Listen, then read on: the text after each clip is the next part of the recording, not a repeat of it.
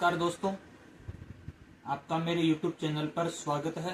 आज हम चर्चा करेंगे कृष्णमूर्ति पद्धति के अनुसार जातक स्वयं का मकान कब खरीद पाएगा या वह कब बना पाएगा। आपको ऐसी ही ज्योतिष से जुड़ी हुई रोचक जानकारी चाहिए तो मेरे YouTube चैनल को सब्सक्राइब और बेल आइकन को अवश्य दबाइए। आज हम चर्चा करते हैं कि मकान का योग कब बनता है कृष्णमूर्ति पद्धति के अनुसार। सर्वप्रथम हमें कृष्णमूर्ति पद्धति के अनुसार चतुर्थ भाव का CSL, जिसको हम कस्प सबलोड कहते हैं, इस पर हमें ज्यादा ध्यान देना होगा।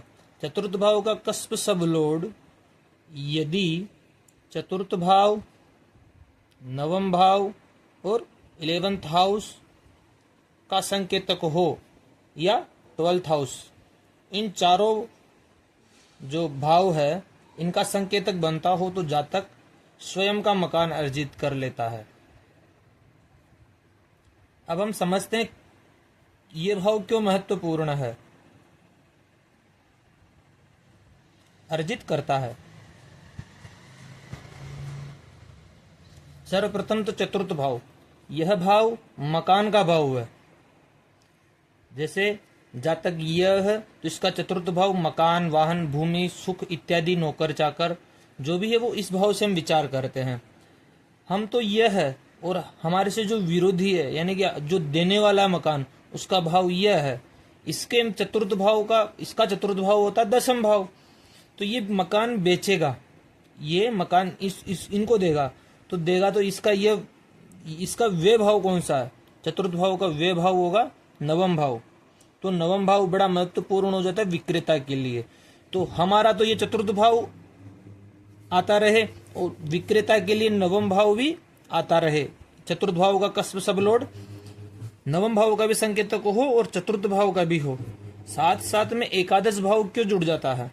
क्योंकि एकादश भाव इच्छा पूर्ति का भाव है। यहां से जातक जो कुछ भी सोचता रहता है उसकी इच्छा पूर्ति, आकांक्षाएं पूर्ति होती रहती है। और द्वादश भाव भी बड़ा महत्वपूर्ण है क्योंकि यह व्यय भाव है, आपका व्यय करवा रहा है, इन्वेस्ट करवा रहा है किसी न किसी चीज में।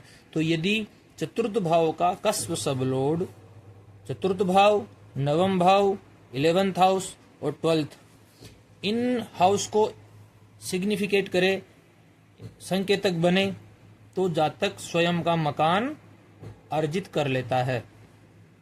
यहाँ पर एक और बात है, षष्ठ भाव भी इवोल्व होता है क्योंकि यह भी व्यय कर रहा है, बेच रहा है। क्या बेच रहा है?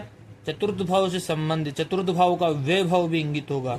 तो जातक मकान यहाँ से ये बेचता है और आप मकान खरीद लेते हो।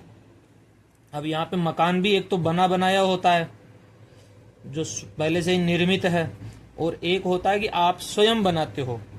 तो यहाँ पे 2 ग्रह बड़े महत्वपूर्ण हो जाते हैं, मंगल और शनि। यह पर्दे के पीछे कार्य करते हैं।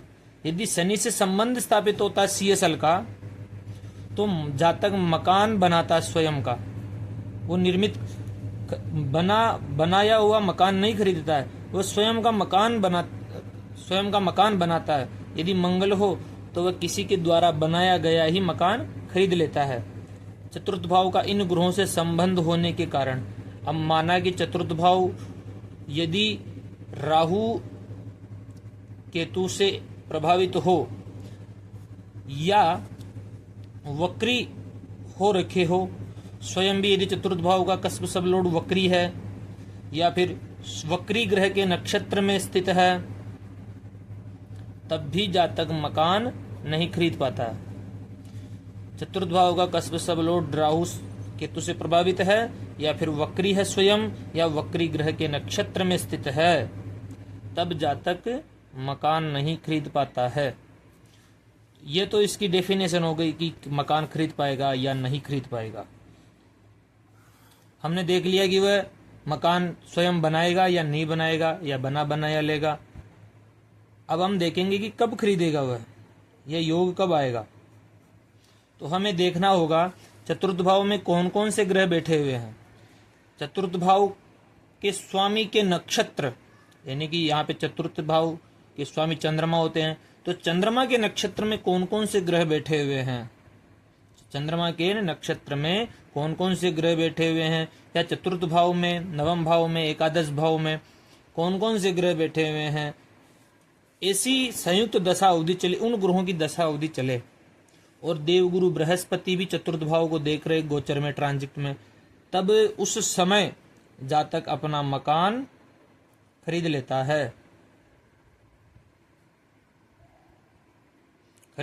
है। वापस एक बार बताऊं, चतुर्थ भाव में बैठे हुए ग्रह, वे ग्रह जिनकी दशा अवधि चले, या चतुर्थेश के नक्षत्र के अंदर बैठे हुए वे ग्रह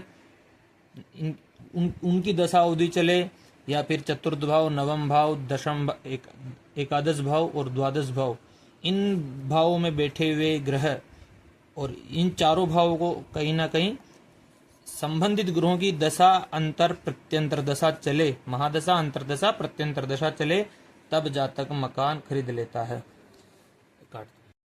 कि हम मकान कब खरीदते हैं? कृष्णमूर्ति पद्धति के अनुसार। यदि आपको ऐसे ही रोचक वीडियो देखने की ज्योतिष के जिज्ञासु है आप, और ऐसे वीडियो देखना चाहते हैं, तो आप मेरे YouTube चैनल को सब्सक्राइब कीजिए, बेल आइकन को दबाइए, और यह वीडियो ज़्यादा से ज़्यादा लोगों को शेयर कीजिए। धन्यवाद।